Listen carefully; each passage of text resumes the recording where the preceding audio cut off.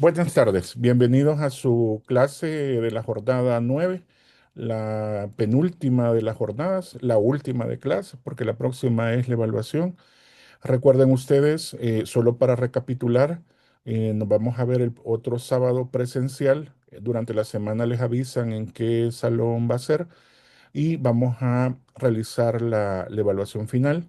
Y ese día también hacen la entrega del trabajo Exaula, pero el trabajo Exaula, ya lo mencioné, lo van a entregar virtual. Si alguien lo quiere entregar presencial, gusto de cada quien. Yo lo que no quiero es que gasten en papel y que en folder o que en pastado o lo que sea, pero si alguien lo quiere hacer, no tengo ningún inconveniente. Pero de lo contrario, lo pueden mandar a través de la plataforma ese mismo día hasta las 11:59 de la noche. Y como les recuerdo, ese va a ser el equivalente al 30% de la nota final y el 70% la evaluación. Bueno, em, pasado eso, siempre los invito a que el día miércoles consulten la plataforma, vean el material. Para la última semana, digamos que va a haber material, pero no va a ser tan extenso. Lo que les hablo del capítulo de la tesis, como yo les he mencionado, solamente es un material de apoyo, nada más, de respaldo. No es evaluado, no es control de lectura, sino simplemente, como repito, que ustedes tengan un conocimiento sobre esa temática. Así que prácticamente la última semana lo que sí quiero es que ustedes tengan el tiempo todavía para la finalización del trabajo Exaula, que es prácticamente lo que me interesa que ustedes tengan la oportunidad de entregar. Bueno, ¿qué vamos a ver ahora? Prácticamente vamos a ver los siguientes temas. Uno, eh, son temas bastante, lo diría, hay uno que es bastante corto, que es el tema de las sucursales extranjeras. Vamos a ver también los dos procesos de los cuales hemos hablado, que es la disolución y la liquidación de sociedades, y un poco más allá el tema de la ley de procedimientos uniformes. Así que tenemos varios tópicos que tratar hoy, pero como repito, espero que 5:30, 5:40, por ahí estemos finalizando. Bueno, con las sucursales extranjeras hemos venido viendo toda la forma o conformación de las sociedades, ¿verdad? Espero que también ya hayan llenado el formulario de las acciones simplificadas. Tal vez como virtual es un poco complicado, les voy a pedir que lo lleven el próximo sábado, las hojas que repartimos, y nos vamos a tomar alrededor solo de unos 10-15 minutos al inicio para ver qué es lo que se ha trabajado al respecto. Así que, por favor, les pido que la lleven, ¿verdad? Las personas que se quedaron con las copias y que las lleven llenas. A lo mejor en esta semana, si no lo han completado, lo logran hacer. Solamente vamos a tocar pincelazos de qué fue lo que llenaron como finalidad, qué fue lo del capital, cómo distribuyeron en la administración, etcétera. Prácticamente solo para compartir cómo lo desglosaron ustedes a través del formulario.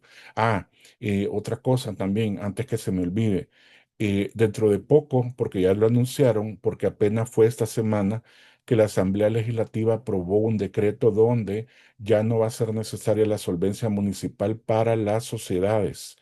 Entonces, recuerden que era uno de los requisitos que había que presentar y sobre todo las de acciones simplificadas. Ya con esta eliminación de este requisito, pues ya es un trámite menos, ¿verdad? Así que no ha salido publicada porque, repito, apenas esta semana lo han aprobado. Prácticamente se esperaría que dentro de unos 15 días ya salga en diario oficial y ya prácticamente pues entre en vigencia para que ustedes lo tengan presente y ya no tengan que estar pensando que tengan que dar esa vuelta, ¿verdad? De la alcaldía municipal. Antes que me olvidara, era un tema que les iba a mencionar. Bueno, dentro de la conformación, todas las conformaciones que hemos visto se trata de sociedades que se pretenden fundar dentro del territorio salvadoreño. Pero hay sociedades que tienen su casa matriz en otro país y no tienen ningún interés en asentar una sociedad con la estructura que hemos conocido, ni con la regulación que hemos conocido a lo largo de estas semanas, sino simplemente tener, lo podríamos decir, como una sucursal o una filial, ¿ya? Entonces, cuando es esa intención, el Código de Comercio no les exige, obviamente, que se conformen bajo la estructura y bajo la regulación.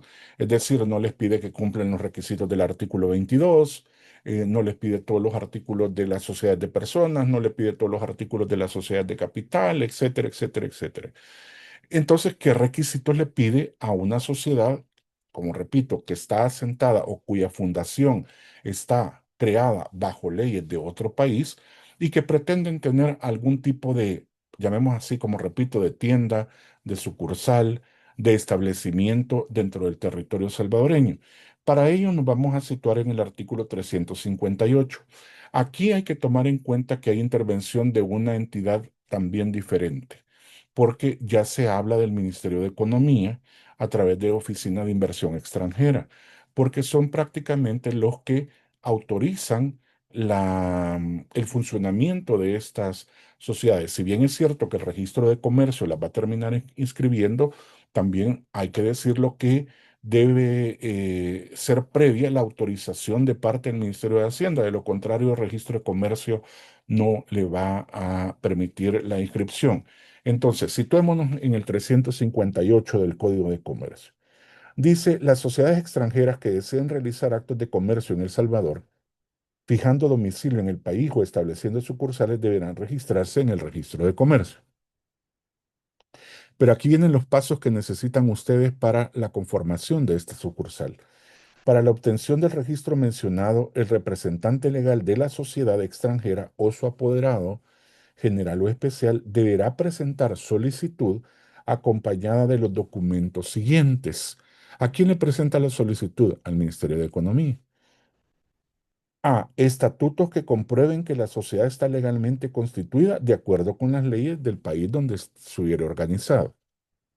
B. Documentación probatoria de que la decisión de fijar domicilio en El Salvador o de operar en el país ha sido válidamente adoptada de conformidad a los estatutos. Es decir, tiene autorización de la junta directiva o de la administración correspondiente según las leyes del país donde ha sido creada, donde le ha autorizado el establecimiento de la sucursal en El Salvador. Este es importante, miren, este es importante.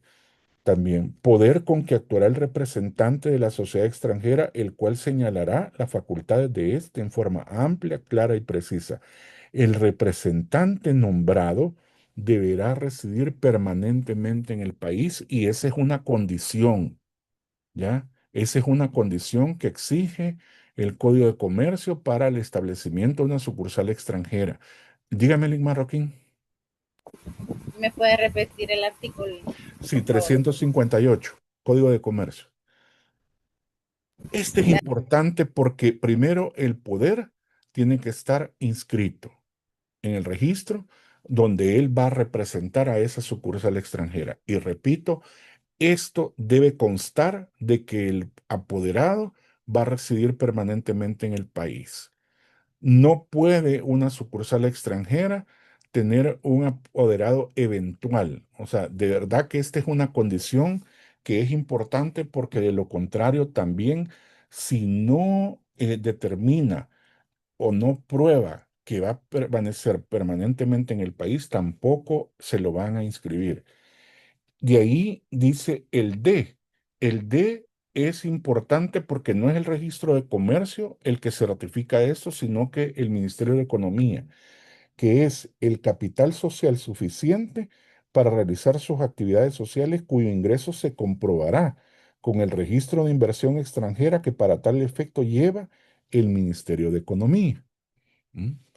Y el E que tiene relación también con el D, porque el E refleja, es el balance, refleja precisamente la inversión, o sea, el capital que se va a hacer uso para operar en el país. Balance inicial certificado por contador público autorizado en el país de la sociedad extranjera o de la sucursal que se pretende en el cual se refleje su capital social. Entonces, esa solicitud, como repito, se hace ante la Oficina de Inversión Extranjera del Ministerio de Economía y prácticamente ellos le dan el primer visto bueno. El registro de comercio prácticamente lo que hace es ver que en efecto lleva esa validación de parte del Ministerio de Economía. Y hay algo que yo les voy a decir que parece que fuera menos importante, pero que también a veces se comete el error de no expresarlo. ¿Qué dice la parte final del 358? Dice, en la solicitud respectiva, la sociedad o sucursal extranjera deberá protestar sumisión a las leyes, tribunales y autoridades de la República de El Salvador en relación a los actos, derechos y obligaciones que adquiera en el territorio salvadoreño o que haya a surtir efectos en el mismo. Es equivalente a lo que nosotros en notariado conocemos como declaración jurada. O sea, esa partecita lo debe decir la solicitud. Es decir, debe haber un compromiso, debe haber un párrafo, lo digo así, debe haber un párrafo donde en efecto la sociedad a través del apoderado se está comprometiendo al cumplimiento de las leyes salvadoreñas. Entonces, a veces se omite eso y ahí sí, claro, como el registrador, recuerden que hace la labor de calificación, el registrador no mira esta parte y entonces se la va a observar. ¿Ya? Porque no hay cumplimiento con respecto al requisito que exige este 358. Así que solo ese cuidado les pido que tengan ustedes presente. De ahí el 359 dice que satisfechos los requisitos anteriores, el registrador de comercio registrará a la sociedad extranjera que fije su domicilio en el país o en su caso la sucursal que operará en territorio nacional y el poder con que actúa su representante, emitiendo el registro único de empresa de conformidad a lo establecido en el capítulo 2 que prácticamente es darle un número de comerciante social. De ahí, el 360 dice que para todos los efectos legales, las sociedades extranjeras que operen en la República por medio de sucursal se considerarán domiciliadas en el lugar en que establezcan su oficina principal. Y todo aumento o disminución, vean ustedes que aquí es diferente. Ya vimos las características de los aumentos o disminuciones de las sociedades conformadas como salvadoreñas, pero vean la diferencia que hay en una sucursal extranjera. Todo aumento o disminución del capital que sufriere la sociedad o sucursal extranjera, así como su cancelación, deberán inscribirse en el registro de inversión extranjera, que para tal efecto, el que ya dijimos, lleva el Ministerio de Economía y posteriormente en el registro de comercio, quienes inmediatamente darán aviso a la oficina que ejerce la vigilancia del Estado, que ya la mencionamos varias veces, que es la Superintendencia de Obligaciones Mercantiles. Entonces, vean ustedes que, ¿cuál es la característica de la sociedad, de la sucursal extranjera? Uno, la intención de solo establecer una sucursal. Dos, el hecho de tener operaciones en el país. Tres, el hecho de que tiene que estar un apoderado residiendo permanente en el país. Cuatro, que el capital con el cual operen debe estar plenamente aprobado o previamente aprobado por la Oficina de Inversión Extranjera del Ministerio de Economía, quien da la validez para que opere en el país.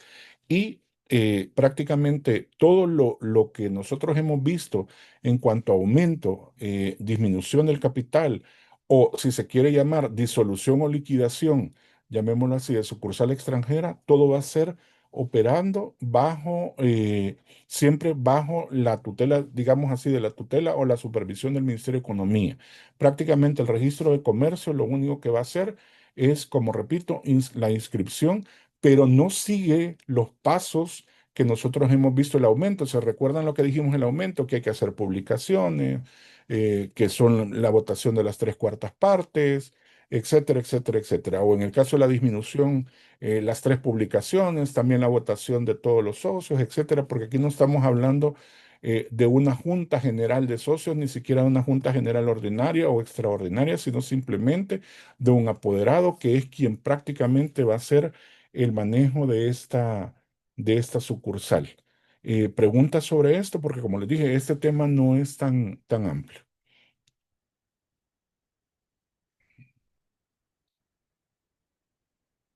Bueno, hoy sí, volvemos a lo nacional y entramos a la parte final de la vida societaria, y es prácticamente la disolución y la liquidación de una sociedad mercantil. ¿Por qué causas puede disolverse una sociedad? El código nos da, digamos, prácticamente cuatro motivos. Dentro de los cuatro motivos nos dice, por ejemplo, que no se cumplió con la finalidad de la sociedad. O de repente se dio la pérdida de cierto porcentaje del capital que impide a la sociedad seguir operando. Ahora, el punto es que estas causales, eh, aun cuando la situación se presente dentro de una sociedad mercantil, el código es claro en decir que no es que de forma automática las sociedades se disuelvan. Es decir, no significa que una sociedad que no cumplió con su finalidad al día siguiente ya ipso facto es disuelta. No, el código simplemente lo que dice es que son causales que se pueden invocar por parte de las juntas generales de socios para darle finalidad o finalización más bien a las operaciones de una sociedad. La disolución, hay que decirlo, es el acto previo. La disolución lo que tiene por objeto es poner un alto a las operaciones de esa sociedad de cualquier naturaleza que sean, tanto las operaciones mercantiles como aquellos contratos, obligaciones que la sociedad tenga. Es ponerle un freno a la actividad mercantil de una sociedad, pero es el acto previo. No es y lo voy a decir también así, no es el acto definitivo de la vida societaria. ¿Mm? Una disolución teóricamente implica que es el paso previo a la liquidación. Pero vamos a ver que también se dio una reforma allá por el 2008-2009, donde prácticamente volvió a la disolución un acto por el cual podría retrotraerse, es decir, podía ponerse sin efecto la disolución y volver las cosas al estado natural antes del proceso de disolución. Pero eso más adelante, lo vamos a ver ahora, pero más adelante. Entonces, prácticamente las causales de disolución, como repito, no se cumplen de forma automática. Para que se realice un proceso de disolución, por regla obligatoria, es que tiene que haber una junta general de socios. ¿De qué carácter? Que hemos dicho, cualquier cambio que nosotros pretendamos hacerle a una sociedad, que implica es una modificación al pacto social. Por lo tanto, la disolución, siendo un cambio al pacto social, también se rige bajo el establecimiento de una Junta General Extraordinaria.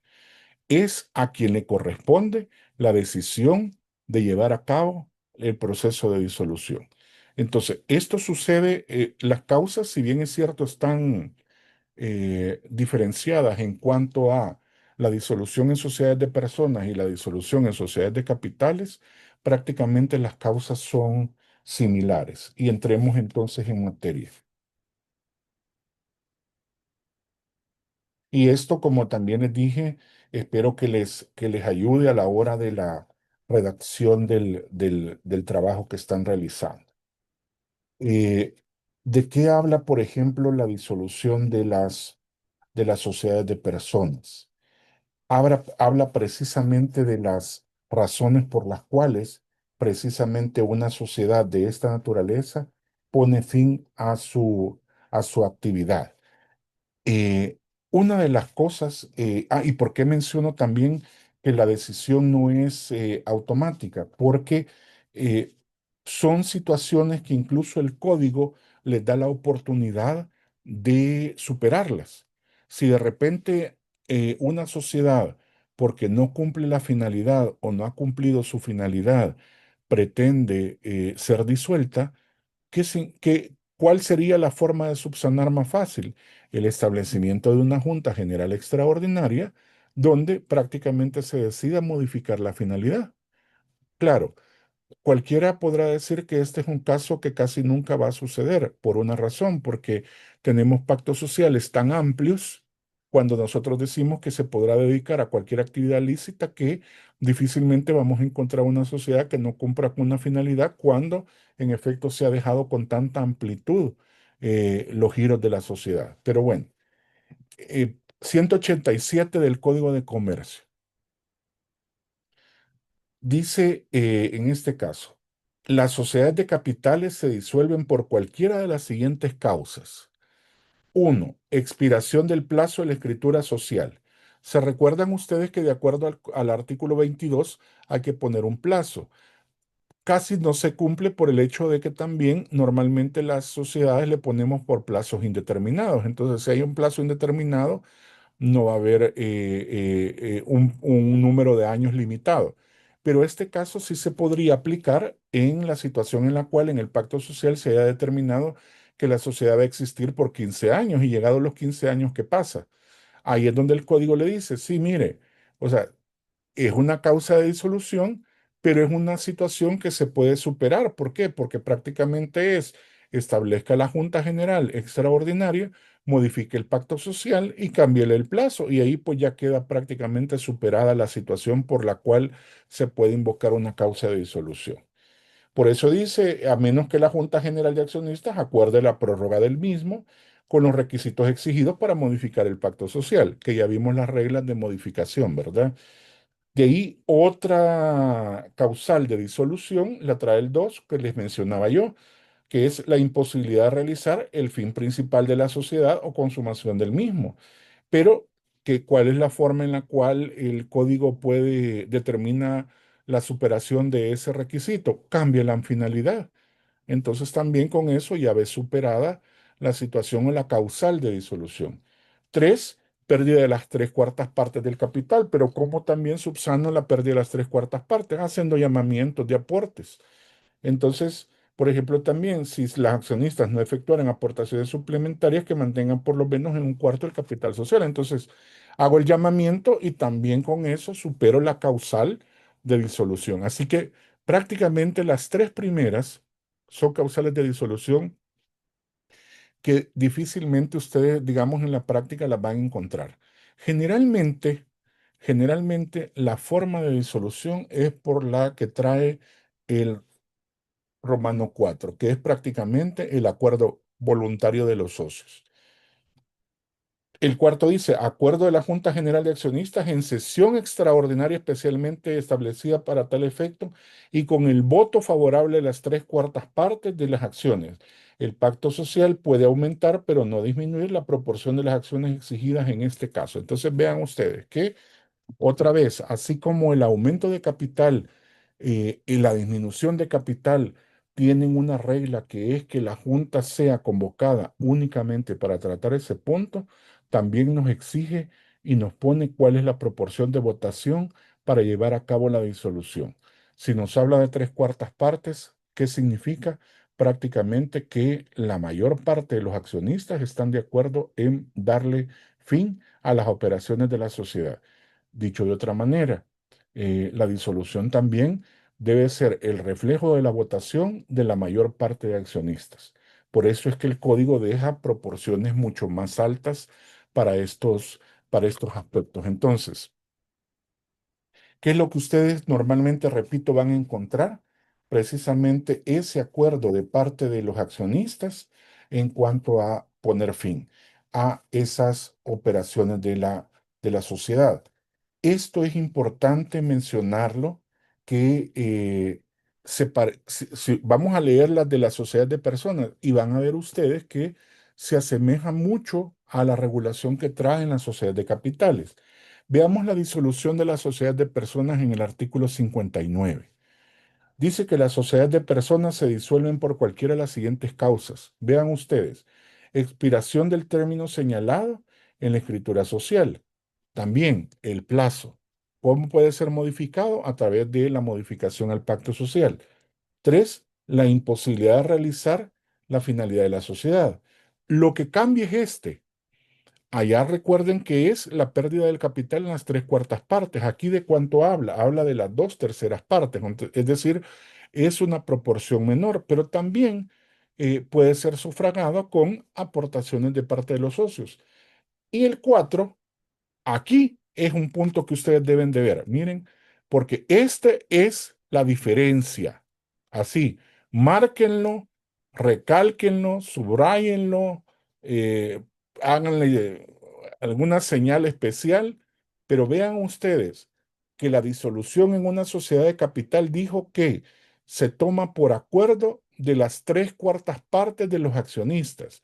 Y en el caso de la sociedad de personas, vean ustedes cómo se toma la decisión. Dice acuerdo unánime de los socios, a menos que en la escritura social se haya estipulado que tal decisión pueda tomarse por mayoría.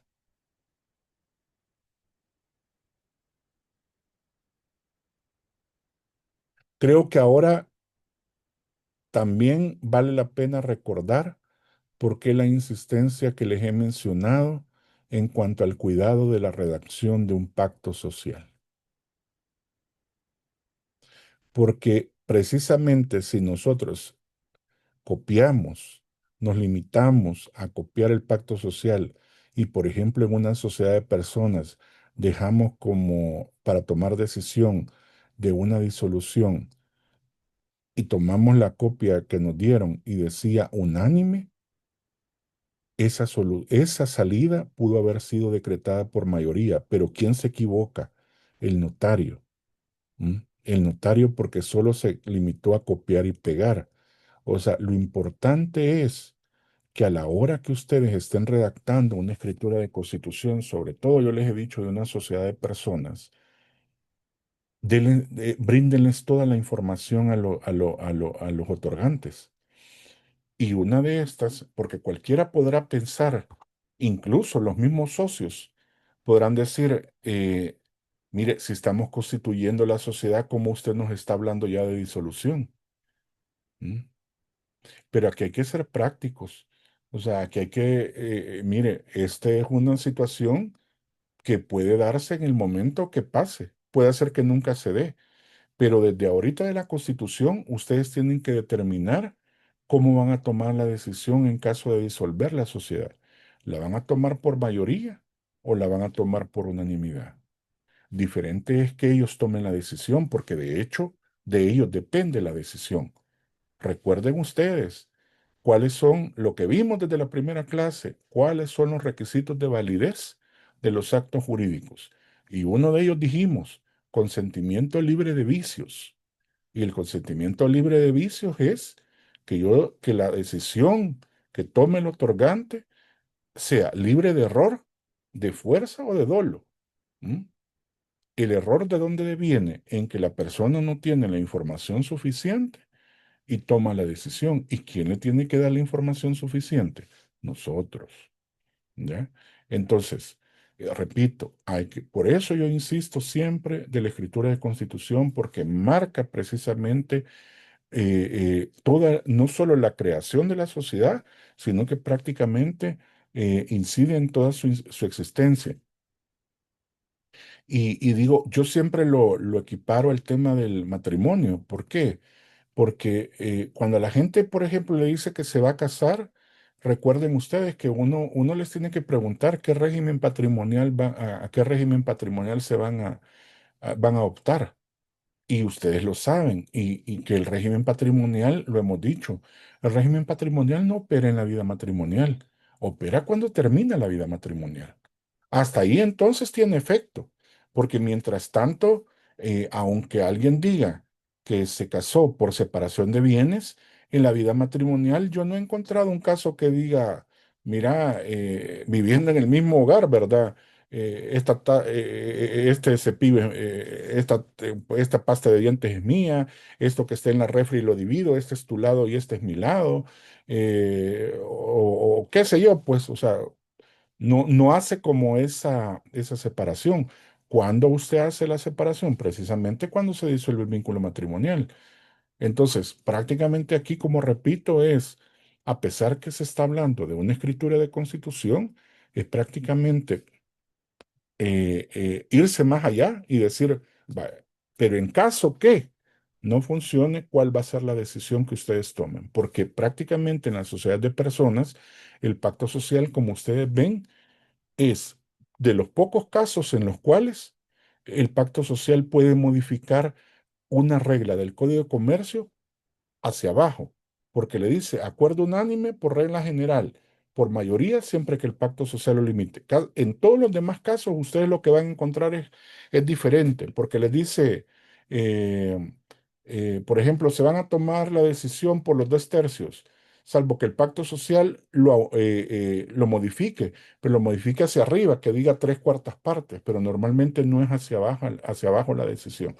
Así que, repito, diferencia con sociedades de personas, el tema de la disolución es el porcentaje que se requiere para ponerle fin a las operaciones de la sociedad.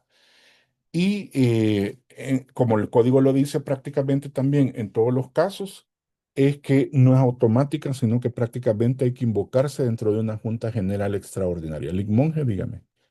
Buenas tardes, doctor. Buenas Buenas. tardes, compañeros. En el caso de las sociedades de personas, el artículo no menciona que se puede hacer ninguna de las primeras tres por modificación o por acuerdo de junta, perdón, que haya algún acuerdo, entonces, pero sí se puede, igual que en las de capital, Sí, por acuerdo modificar esa parte del pacto social. sí, sí. Acuérdese que igual, ¿verdad? Las modificaciones pasan por la sociedad de personas y por la sociedad de capitales. Eso no hay ningún problema.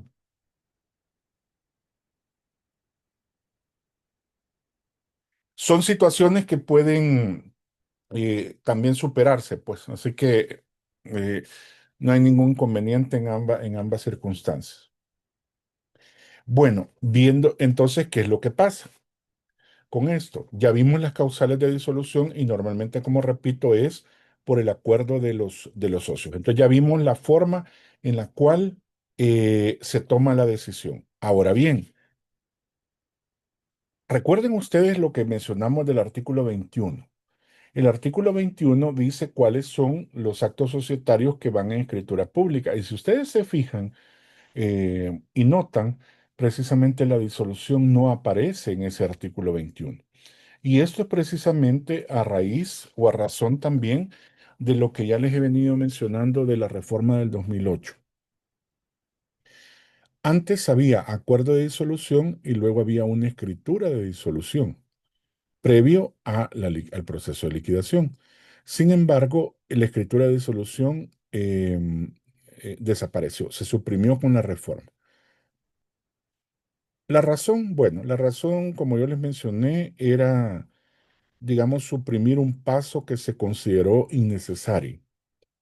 Prácticamente era un acto repetitivo. Yo soy de la idea, bueno, si lo hubiéramos pensado como notarios, yo hubiera preferido que se suprimiera el acuerdo de disolución que la escritura de disolución, porque cuando eliminaron la escritura de disolución le quitaron trabajo a los notarios, ¿verdad?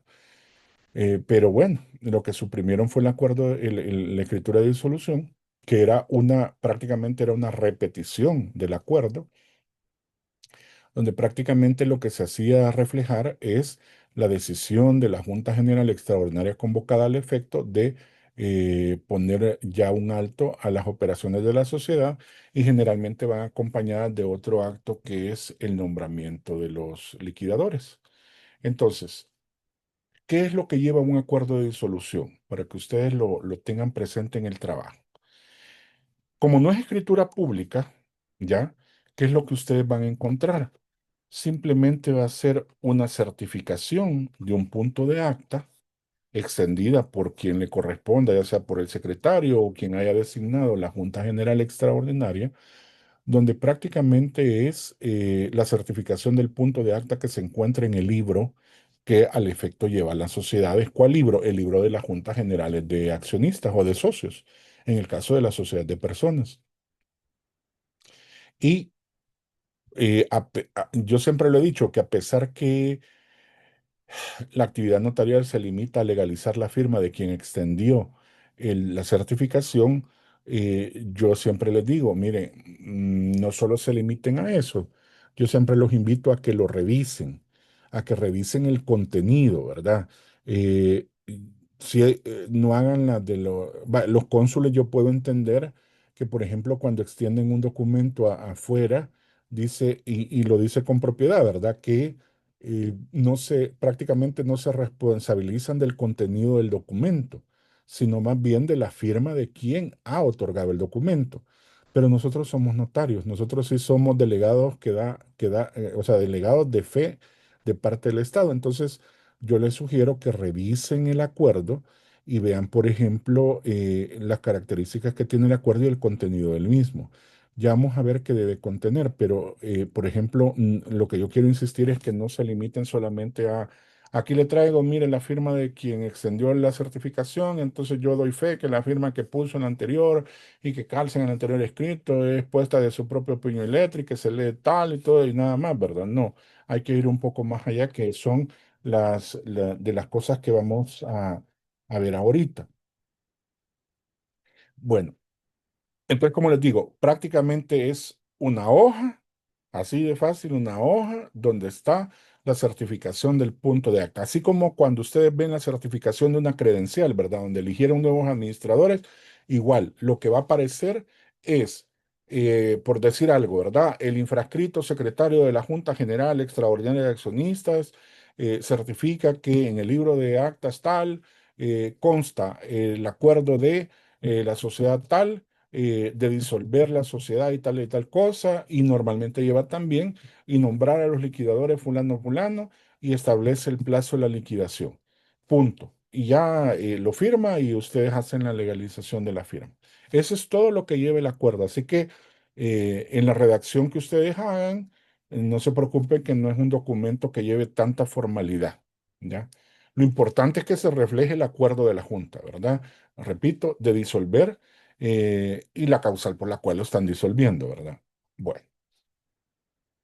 si ustedes se fijaron, leímos causas de disolución de las sociedades de personas y causas de disolución de las sociedades de capitales. Pero ahora nos vamos al capítulo de la liquidación. Y la liquidación es uno solo, es un solo capítulo, es decir, el mismo se aplica tanto para sociedades de personas como para sociedades de capital. Y vamos a ver qué es lo que da la razón de esta afirmación que estoy haciendo. Saltémonos al 326 del Código de Comercio. El 326, dígame, Ligmonja. Sí, perdón, doctor, antes de que pasemos a la Sí, sí, sí. liquidación, siempre en el tema de la disolución. Ujú. Así como de manera práctica, yo no he estado en una parte así de una disolución y liquidación de una sociedad, por eso quisiera saber esta parte. Ujú. Cuando cuando usted menciona que se hace ese acuerdo de disolución de la sociedad, se nombran los liquidadores, etcétera, etcétera, en esa parte se hace en cualquiera de las cuatro causales que se acaban de mencionar. Sí, Y en caso de que no haya acuerdo, que alguna parte de las acciones, o sea, se aparezcan o algo así, ¿qué sucede? es decir, no sé si le entendí la pregunta, pero por ejemplo, vaya, si por ejemplo la sociedad no alcanza las tres cuartas partes en la votación, no podrá llevar a cabo la disolución. O sea, Aunque la tenga sociedad, cualquiera de las causales, aunque sea aunque cualquiera ya de las incluyen causales. las causales. Exacto. Y en ese caso, ¿cómo queda la sociedad? O sea, la sociedad quedó, sigue operando, es decir, sigue, no sé si decirlo así, sigue su curso natural, ¿verdad? Porque como repito también, las causales, aunque estén, no operan de forma Sí. automática. Ajá. Entonces hay que invocarlas y hay que aprobarlas, ¿ya? Entonces, alguien pudiera, por ejemplo, lo que sí pudiera pasarle, monje, es que, por ejemplo, si alguien considera que la sociedad, por ejemplo, ya, digamos, si el pacto social estableció un plazo de Un plazo. existencia de la sociedad, finalizó ese plazo. Eh, lo que pudiera hacer es invocar judicialmente y decir que la sociedad está en una situación irregular, porque el Sí. plazo ya no se cumplió. Pero ahí ya, y lo vamos a ver, y qué bueno que lo trajo a cuenta. Cuando estamos hablando de la instalación de una junta y la votación de una junta, lo vamos a decir así, es la forma de disolución voluntaria, pero también el código trae disoluciones judiciales, que ahí sale de la esfera de la voluntad de los socios. Y uno de los casos, cuando pasa a instancia judicial, es, por ejemplo, cumplió su plazo, siguió operando y no hubo una modificación del plazo, Exacto. ¿ya? O También pudo haber pasado de que perdieron el porcentaje del capital social, no dieron aportaciones suplementarias y entonces, ¿qué es lo que va a hacer un socio que ya no quiere continuar? Bueno, irse a instancia judicial para decir, esta sociedad está en una situación irregular y entonces que el proceso de disolución sea judicial, ya no va a ser voluntario, ¿ya? Porque hay que decirlo, hay dos clases de disoluciones y liquidaciones. Disolución voluntaria, que es la que se establece a través de la Junta, y la disolución judicial o liquidación judicial, que es a través del juzgado, ¿verdad? Ok, gracias, doctor. A usted. Bueno, 326 dice disuelta la sociedad. Vean ustedes, ahí no hace alusión a si es sociedad de personas o sociedad de capital. Dice disuelta la sociedad, se pondrá en liquidación, pero conservará su personalidad jurídica para los efectos de esta.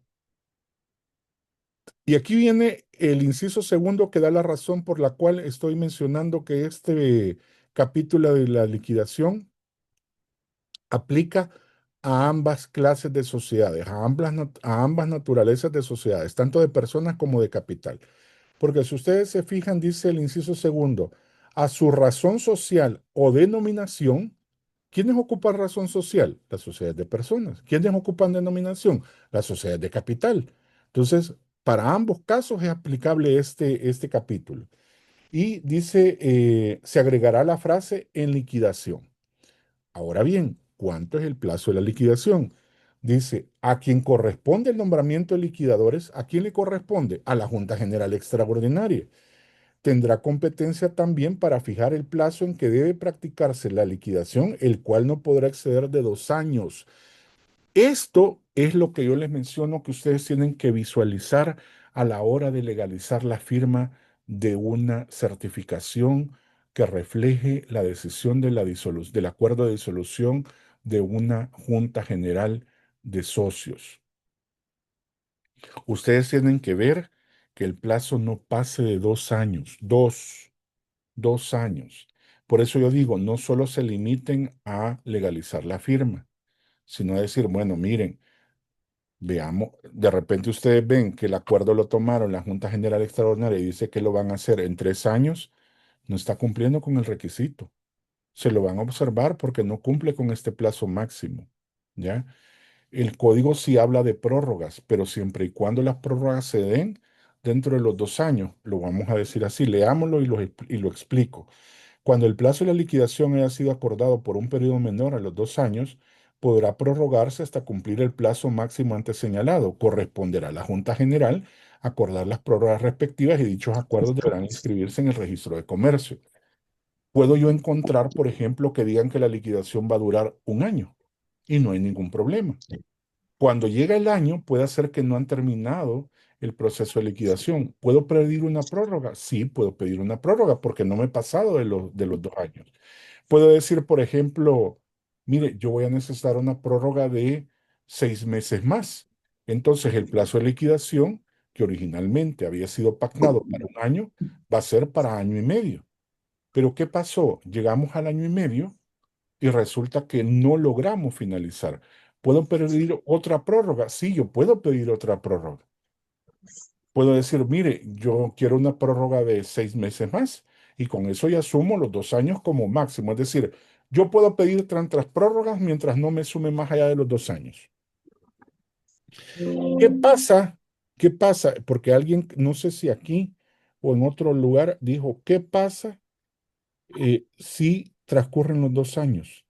Los liquidadores en realidad ya no pudieran continuar con sus funciones, porque cualquier liquidación que se pase del plazo legal obliga a que esa liquidación, que originalmente nació como voluntaria, tenga que ser judicial, porque ya no está cumpliendo con el plazo de las prórrogas.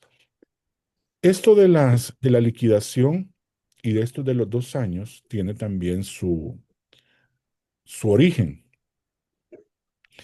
Fíjense que esto es el reflejo lo voy a decir así, que prácticamente fue el reflejo de un caso. Creo que lo mencioné, pero lo repito. Hubo un banco en el país que se llamaba Credisa. Credisa entró a un proceso de liquidación. Antes de la reforma, el código hablaba que el plazo de liquidación podía durar hasta 5 años. ¿Mm? Y en efecto, pasaron los 5 años y resulta que Credisa o la Junta de Liquidadores dijo que no había terminado la liquidación y que pedían una prórroga de 5 años más. Claro, en aquel tiempo estamos hablando de que los liquidadores cobraban alrededor como de $10,000 mensuales. Sí, y en 5 años, ¿cuánto habían cobrado? Es decir, pedir 5 años más como prórroga era casi ganarse la beca, ¿verdad? Entonces, al final, pues sí, se tuvo que inscribir porque en ese tiempo no estaba regulado el tema de las prórrogas. Pero a raíz de esa situación es que se hizo un análisis de cuánto es que puede durar un proceso de liquidación. Y los que son contadores o auditores, en un estudio que se hizo, determinó que un proceso de liquidación no debiese llevar más allá de un año. Entonces al final se deja 2 años como decir, bueno, puede ser que en un año se den algunos inconvenientes, entonces no seamos como tan tajantes y se promovió la reforma para que fueran 2 años y en efecto desde entonces han quedado estos 2 años, ¿verdad? Así que, como repito, sí pueden haber prórrogas siempre y cuando sean inicialmente las decisiones abajo de esos 2 años. Pero bueno, ¿cuál es el efecto de la liquidación? Perdón, el acuerdo de disolución, como ya dije, ponerle un alto a las operaciones de la sociedad. ¿Y con qué inicia el proceso de liquidación? Precisamente con que recuerden ustedes que los representantes legales hasta ese entonces son los administradores de la sociedad. Pero a partir del nombramiento de los liquidadores y su inscripción obviamente en el registro de comercio, entonces la representación legal ya no, ya dejan de ser los administradores y pasan a ser los liquidadores, los representantes legales. A ellos prácticamente se les entrega toda la documentación. Estamos hablando de libros, los famosos libros que hemos venido hablando, todos los registros contables. ¿Y cuál es el proceso de liquidación que hace precisamente un liquidador? Bueno, primero, prácticamente saldar las deudas de la sociedad. Prácticamente hacer cumplir los contratos, cumplir con las obligaciones, hacer los pagos que se tengan pendientes. Y hay que decirlo, prácticamente el último que recibe, si es que sí, si es que hay, como el código lo dice en este capítulo, un remanente, ese remanente entonces se reparte entre los socios de acuerdo a su participación social o de acuerdo al monto de sus acciones. Pero repito, si sobra.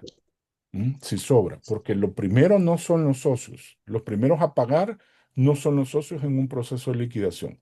Los primeros son los terceros y todas las deudas que tenga la sociedad. Entonces, los liquidadores, por ejemplo, se encargan incluso de hacer todas las ventas de los activos de la sociedad, todo el patrimonio de la sociedad y prácticamente dejar a cero las cuentas. Entonces, una vez nombrados, el 332 fija cuáles son precisamente las funciones de los liquidadores. Dice concluir las operaciones sociales, cobrar lo que se debe, vender los bienes y un punto importante es que ellos son los encargados de practicar el balance final. Recuérdense que el balance final es, perdón, requisito indispensable de depósito en el registro de comercio.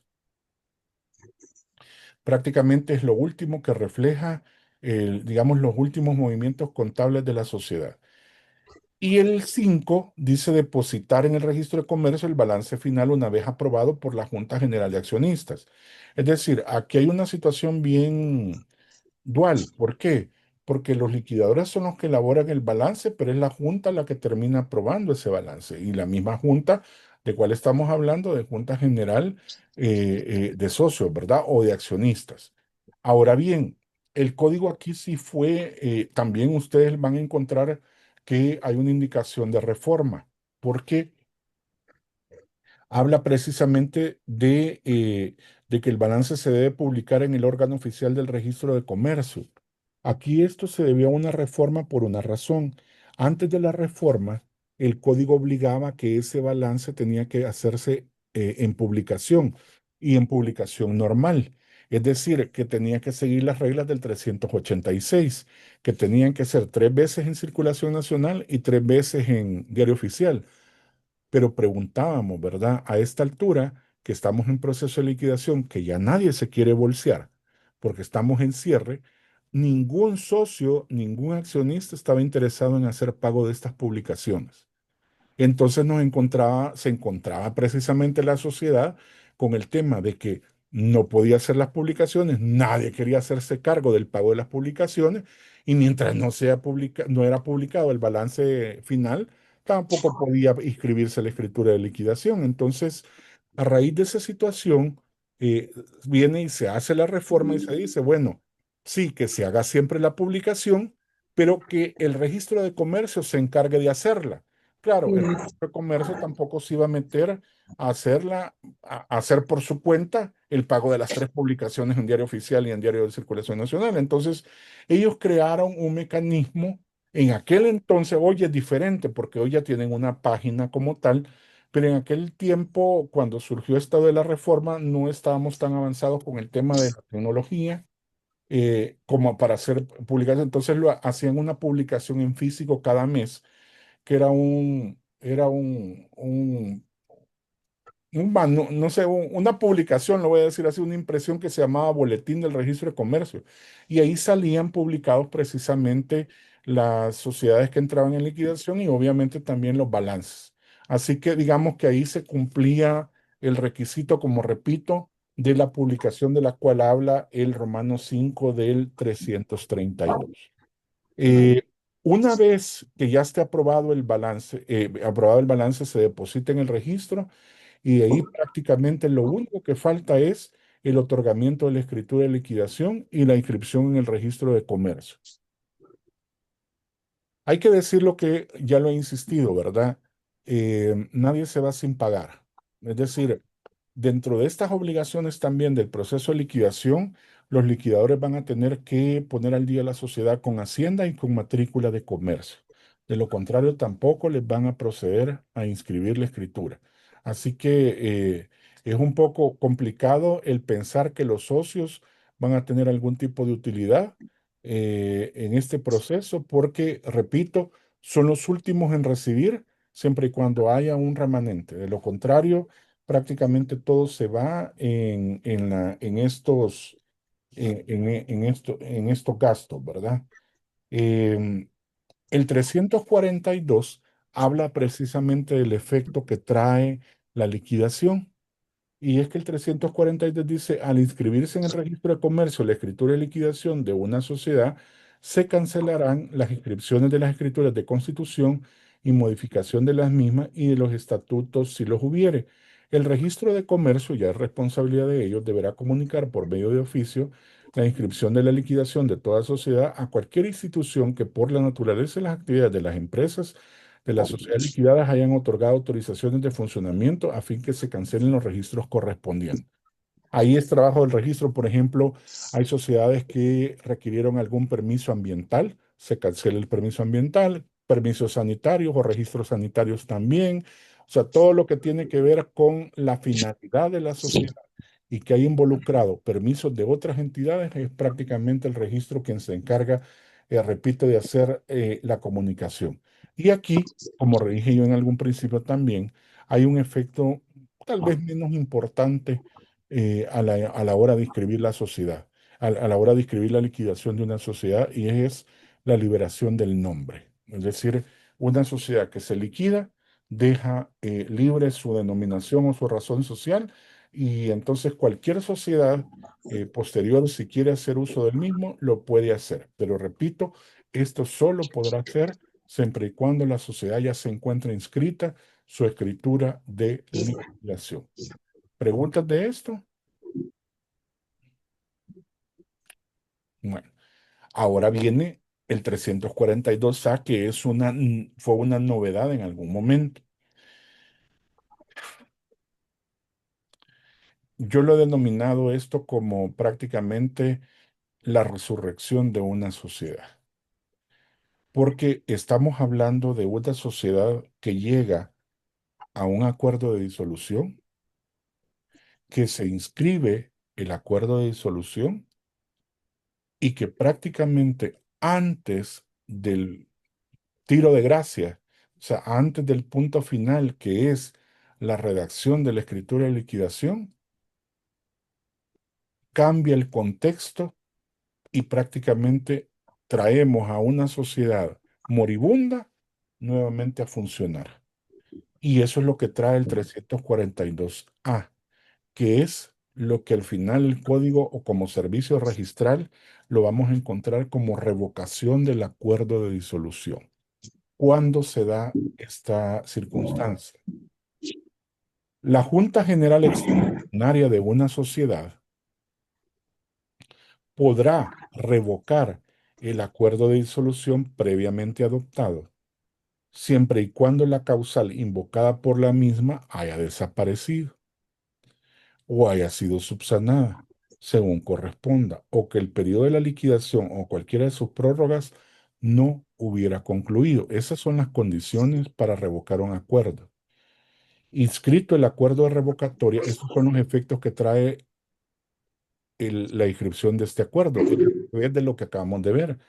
Inscrito el acuerdo de revocatoria de disolución en el registro de comercio, la sociedad normalizada podrá iniciar nuevas operaciones, cesando en sus funciones los liquidadores, quienes devolverán a la Junta General de Accionistas o de socios, más bien de la sociedad o la persona que estos designen, todos los bienes existentes al momento de adoptarse el acuerdo anterior, así como los libros descritos en la manera prevista en el 331. Esto, como bien lo dice el código, no tendrá aplicación cuando la disolución y la liquidación sea judicial, porque ese es de carácter forzoso. Esto solo opera en situaciones de que los socios hayan tomado el acuerdo voluntario. Les voy a contar esto también. Esto surgió por un caso que se presentó al registro y que en ese momento no existía esta figura. De hecho, hay que decirlo que eh, se tuvo que pensar cómo se le denominaba al servicio registral. Es más, no había, digamos, como un arancel específico para, sino que entraba dentro de la generalidad de los aranceles del registro de comercio para aquellos actos que no tenían un valor determinado. Pero el tema fue me acuerdo que el primer dolor de cabeza fue cómo denominar el servicio. Es decir, cómo le vamos a poner a este acto por el cual se deja sin efecto. Porque quien lo presentó la primera vez, lo presentó bajo un nombre que realmente no existe.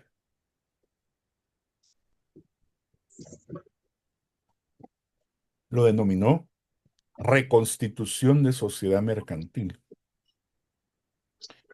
Y en el principio sonaba como reconstituir, era como que si usted creara, sí, como que hubiese una creación segunda de una sociedad. No era muy feliz el término, la verdad,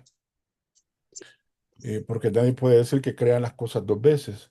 Yo solo a mi hija le he oído cantar aquí una canción que dice tu segundo primer amor, o sea, o es primero o es segundo, pero no es segundo primero, ¿vea? Entonces, esto de la reconstitución de sociedad era como un término no tan feliz, pero bueno, al principio les voy a contar. Pasaron meses, yo creo que pasó un año o dos, que se siguió denominando reconstitución de sociedad. Al final se llegó prácticamente al nombre que no era ni para quebrarse la cabeza, sino simplemente era revocatoria del acuerdo de disolución. Entonces, repito, usted puede volver hacia atrás, sí lo puede volver hacia atrás, pero ahí el código establece cuáles son las condiciones. Y la condición más importante es que la última prórroga del proceso de liquidación no haya finalizado. Si la prórroga ya dijimos que el proceso de liquidación no puede durar más de 2 años.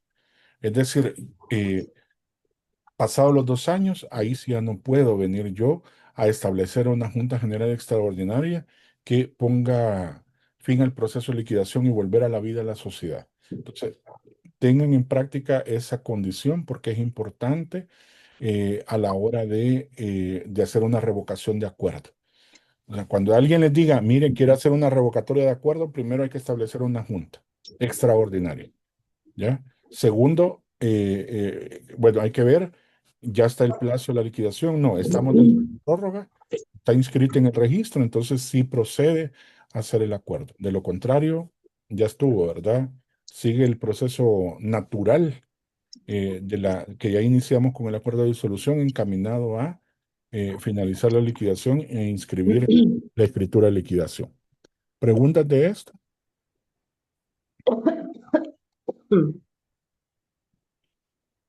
Bueno.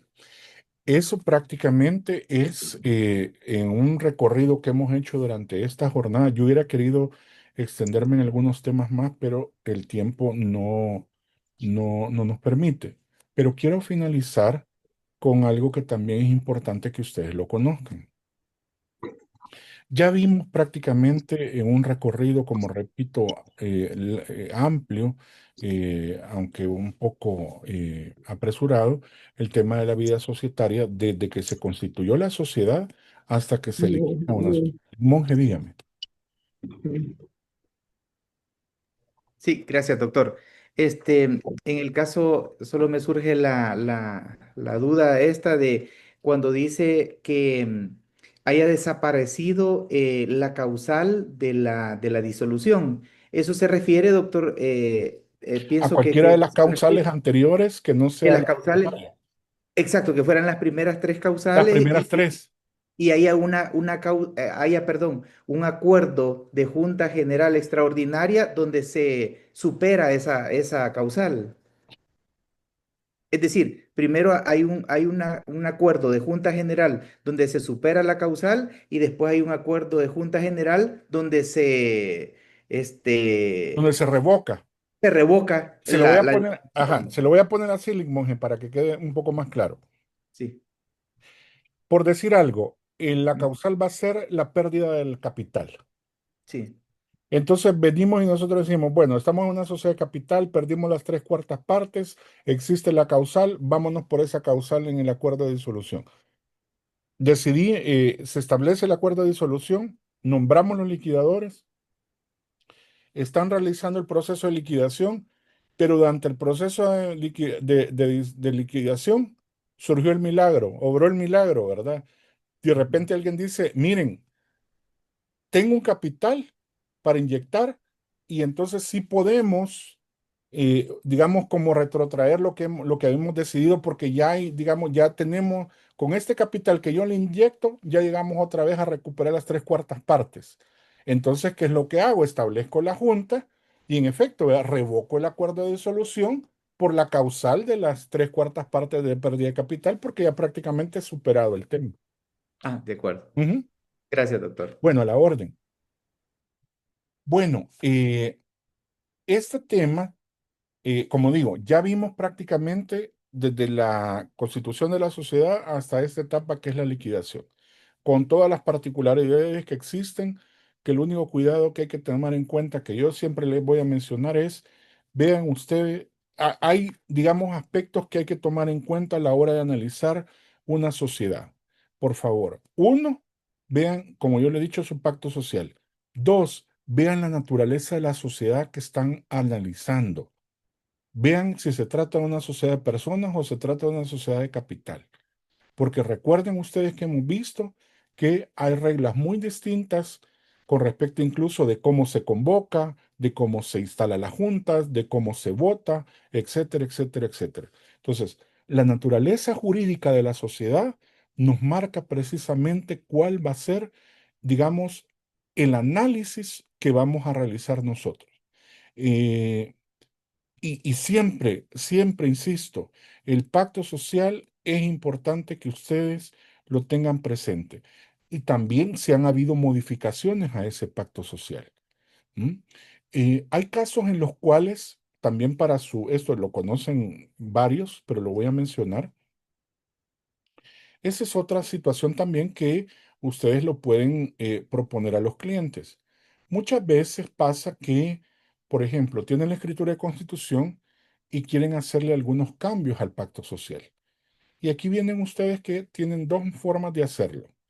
Uno, el hecho de que solo hagan la escritura de modificación, o sea, del cambio que van a hacer, Pero al cliente se le dice, mire, lo único que usted va a tener que andar con dos documentos, porque va a tener que andar con la escritura de constitución y va a tener que andar con la modificación, porque le cambió, por ejemplo, el domicilio, porque le cambió la administración, porque le hizo un aumento de capital, etcétera. Pero ¿qué es lo que se puede muchas veces ofrecer? Que usted lo deje en un texto íntegro. ¿A qué nos referimos con el texto íntegro? Que prácticamente cuando hace usted ese cambio, de ese aumento de capital, de ese cambio de domicilio, usted lo que dice lo redacta de tal manera que dice que esa última que usted está redactando va a ser el texto íntegro y va a ser la última escritura. Así que es lo que evita que la persona o la sociedad ya no tenga que andar con la escritura de constitución, sino que prácticamente su documento va a ser el segundo o el tercero. ¿Por qué? Porque trae, cuando habla de texto íntegro prácticamente absorbe todo el contenido, porque lo que tiene que hacer usted es copiar, digamos, el texto completo del pacto social y solamente lo único que le va a agregar o va a ser distinto va a ser la modificación que está realizando. Esto, como repito, generalmente uno lo hace para que, por practicidad para la sociedad. Pero si quieren andar con la escritura de pacto social y todas las modificaciones que le realicen, ya es problema y gusto de cada cliente, ¿verdad?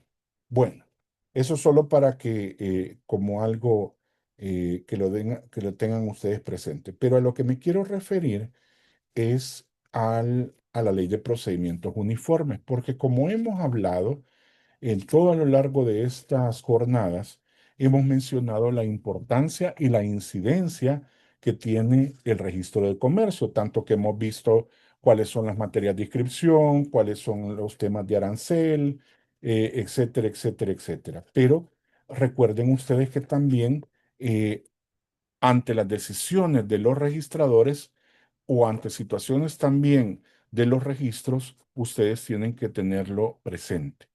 Y a eso se refiere la ley de procedimientos uniformes, que la ley tiene un nombre bien largo, ustedes lo han visto, que se llama para la presentación, trámite y registro, depósito de instrumentos en los registros de la propiedad raíz, hipoteca social de inmuebles de comercio de propiedad intelectual. La ley es, yo les he dejado que la lean y les voy a que la lean, pero me voy a situar en algunos aspectos que considero que ustedes lo deben de tomar en cuenta para efectos nuestros. Uno, el tema de las observaciones. Recuerden ustedes que un documento que se presenta a cualquiera de estos registros tiene diversos caminos. Uno, que es que nos inscriban el documento. Dos, que nos observen el documento. Y tres, que nos denieguen la inscripción del documento. En el caso del primero es más feliz, ¿verdad? Porque si nos inscriben, nosotros cuando vemos inscritos ya nos da alegría de que ya cuenta con el número correspondiente de asiento del registro también pertinente. Ahora hay una facilidad porque el registro a través de esta ley está obligado a hacer la notificación, entonces le notifican si ya está inscrito, si ya está observado. Antes le cuento, antes tenía uno que andar yendo al registro a averiguar, ¿verdad? Si ya estaba inscrito o qué, pero hoy no, hoy tiene la facilidad que le notifican. Ahora bien, ¿qué pasa cuando le observan el documento? Cuando le observan el documento también siéntanse un tanto tranquilo, digámoslo así, porque son errores, inexactitudes que son subsanables por parte de ustedes.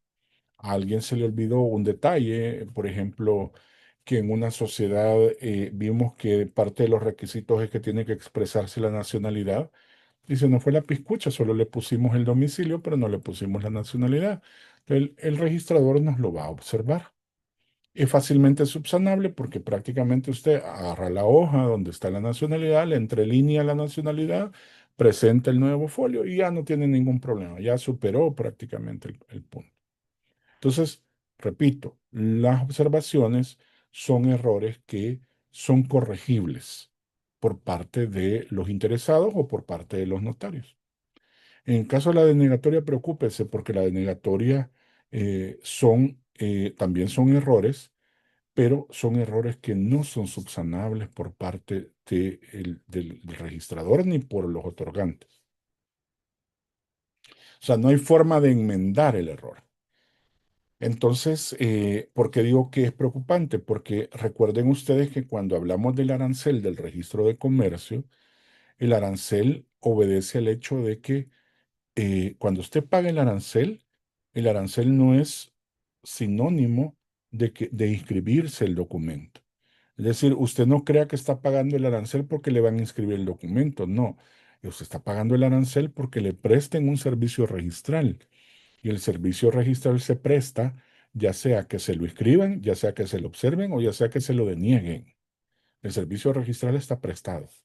Así que, como yo les decía, yo les puse un ejemplo de cuando son errores que no se pueden superar. Les mencionaba el caso de cuando hicieron una compra-venta de empresa mercantil y la hicieron en documento privado autenticado.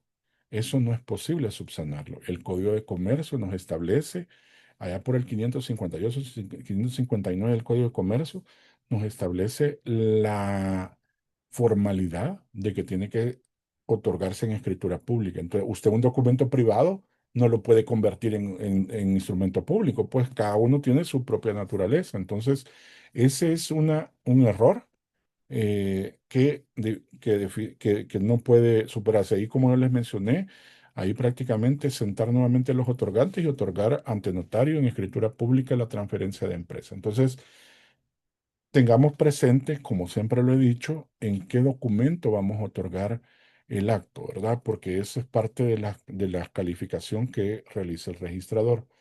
El otro punto es que tengan cuidado, es que, por ejemplo, la ley establece, en esta ley se establece que si usted un documento lo deja en observación más de 30 días y no corrige, entonces también hay una consecuencia que establece la ley y es que entonces el registrador le va a denegar el documento. Vean ustedes, eh, digamos, en lo que podemos incurrir por una omisión o por una dejadez, porque un documento que ya dijimos que es fácilmente corregible porque nada más está observado, puede caer en una condición de denegatoria simplemente porque se me fue la piscucha o me valió a mí el hacer la corrección dentro del plazo de las 30 días.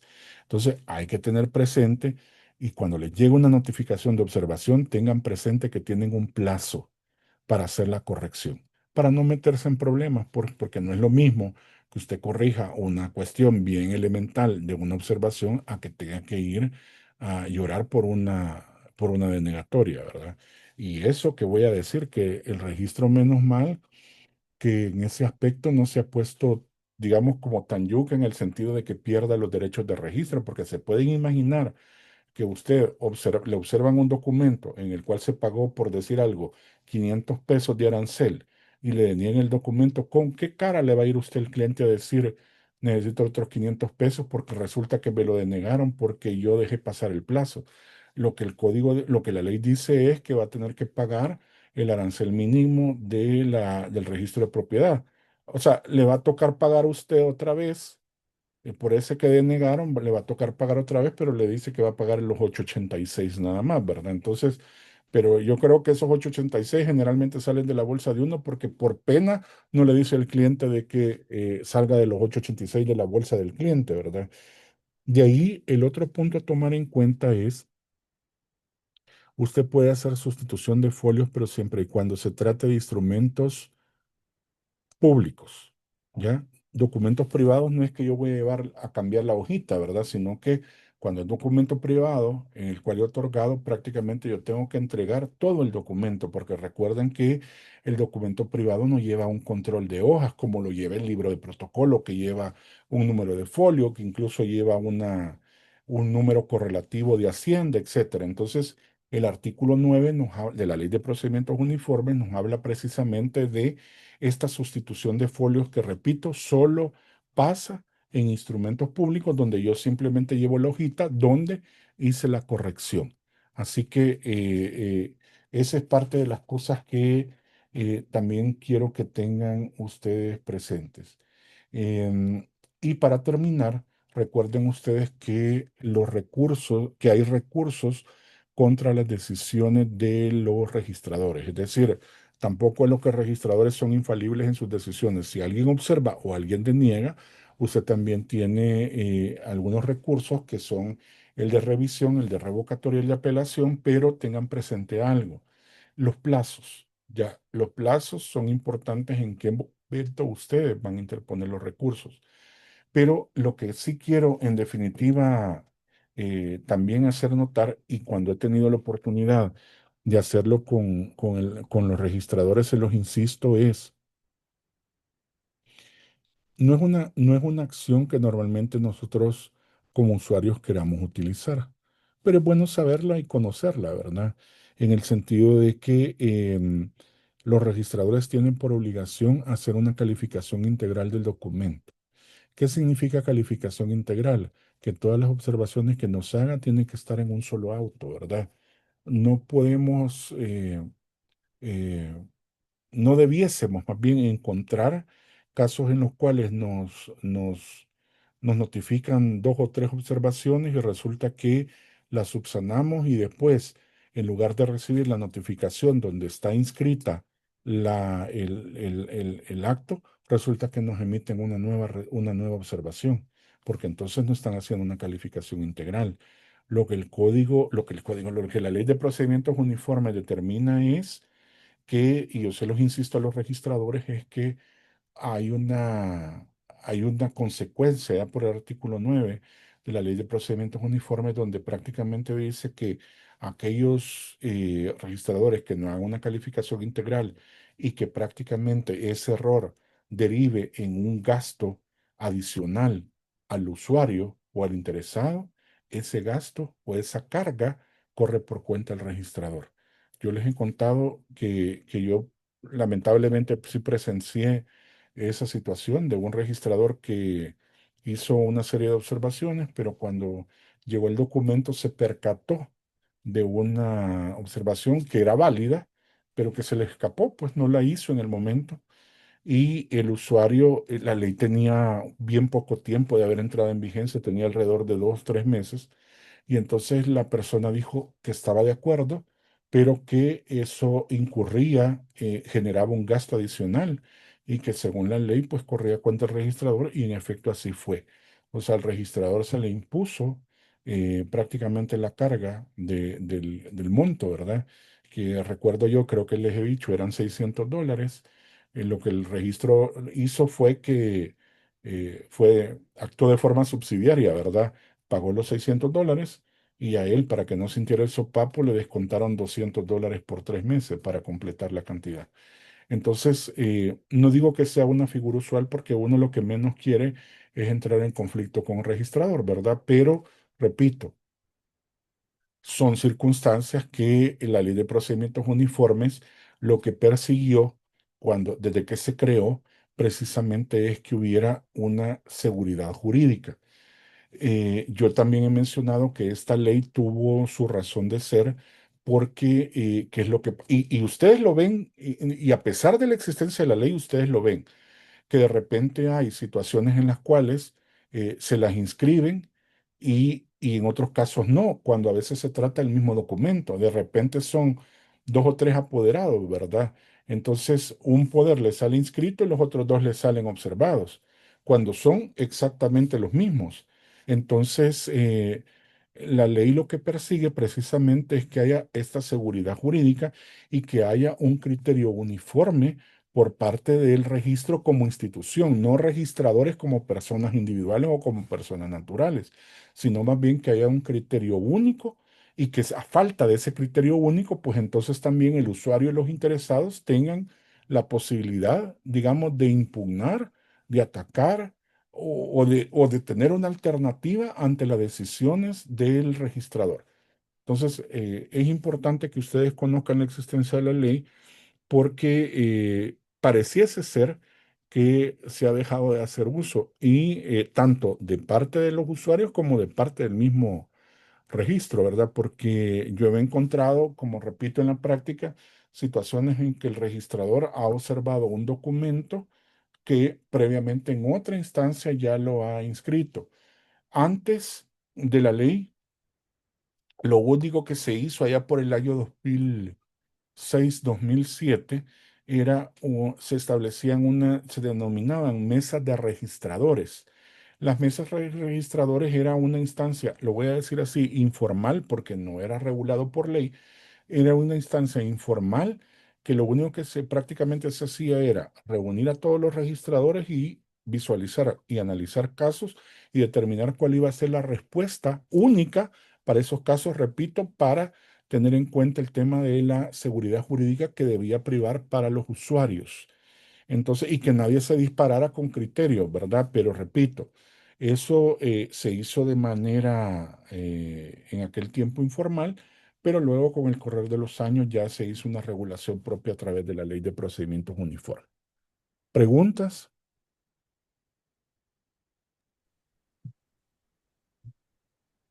Buenas tardes, doctor. Buenas Una tardes, dígame. consulta. Sí, dígame. Fíjese que yo tengo, principalmente la pregunta va dirigida en que este tipo de recursos que se pueden interponer en contra de las decisiones del registrador, ¿cuánto tiempo dura? Mm, Yo no he tenido la oportunidad de interponer ningún recurso, pero le planteo la situación. Sí me tocó una vez hacer la compraventa de un inmueble de parte de una sociedad a otra y dentro de la personería jurídica que se relaciona de una sociedad estaba contemplado el texto íntegro, mm, ¿verdad? Así lo hice porque así sabemos que se tiene que hacer, que ya no se tienen que relacionar las constituciones ni las modificaciones, sino ya la que está con la modificación y texto íntegro. ujú, Sin embargo, la registradora, pero en este caso sí de raíz de hipoteca, me hizo la observación que tenía que relacionar la constitución de la sociedad. mm, Yo quise tratar de hablar con ella personalmente y se negó totalmente porque no le quería alegar eso sin llegar a un recurso y cosas así. Sin embargo, por la premura de los clientes y de la empresa donde yo estaba trabajando, eh, mejor se hizo una rectificación y ya relacioné la escritura de constitución. Pero por eso le pregunto, ¿cuánto duran estos plazos? Porque al final, para un recurso, eh, poder tener alguna herramienta posteriormente.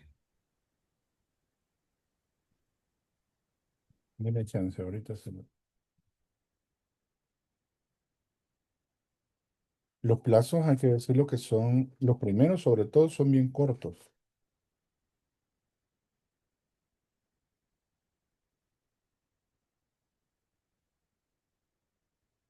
Vea usted, revisión, Ley de Procedimientos Uniformes. En los casos en los que un instrumento haya motivado observaciones o se hubiera denegado su inscripción, los legítimos interesados podrán interponer por escrito dentro del plazo de 3 días hábiles recurso de revisión ante el registrador que ha pronunciado la resolución, exponiendo las causas que motivan el recurso y su fundamento legal. Ahí tiene el primer plazo en el recurso de revisión. El registrador dice con solo la solicitud la admitirá, señalando día y hora para que el recurrente se presente a alegar su derecho, asentándose en acta sus alegatos y el resultado de la audiencia. Digamos que en esa revisión, como se hace ante el mismo registrador, el registrador puede decir que se mantiene en su decisión. Entonces, aquí viene el punto, que es importante, porque viene la revocatoria, pero la revocatoria vea cuánto tiempo es, dice. Si el recurrente no se conformare con el criterio del registrador, podrá en revocatoria ante el jefe inmediato del registrador consignándole su petición en el acta referida en el artículo anterior. Es decir, en el mismo momento de la revisión que el registrador se deniegue a inscribir y mantenga su resolución, en esa misma acta usted tiene que interponer la revocatoria.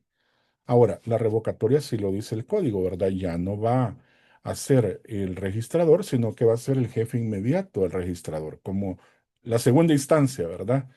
¿Ya? Para interponerlo. ¿Qué puede pasar en la revocatoria? Puede ser que el jefe inmediato del registrador decida, digamos, como apoyar el criterio del registrador, ¿verdad? Y entonces el único recurso que le queda es el de apelación, pero ahí el de apelación yo tiene 30 días para hacerlo, ¿verdad? Pero los primeros son importantes porque no puede llegar usted a la apelación sin antes no haber pasado por la revisión, ¿verdad? Entonces, esos son, digamos, como los plazos, pero son bien cortos, o sea, por lo menos los primeros dos son bien cortos. Gracias, doctor. Pero repito, yo, como usted dice, ¿verdad?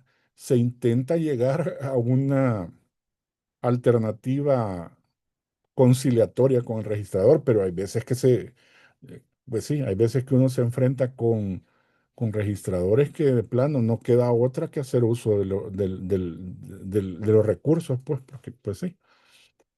Como le digo, ahí el mismo hecho de que se haya obligado a tener que hacer rectificación cuando en realidad no se necesitaba, pues sí, es parte de.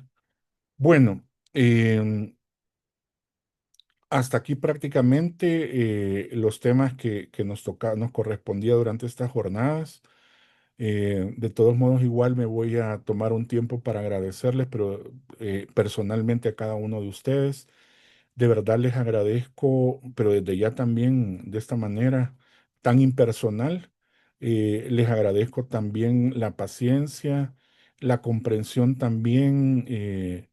Bueno, la comprensión con este servidor por varias razones, ¿verdad? Una, por los días que tuve que estar visitando Oriente y que tuve que venir apurado y todo, y que no comenzamos a la hora.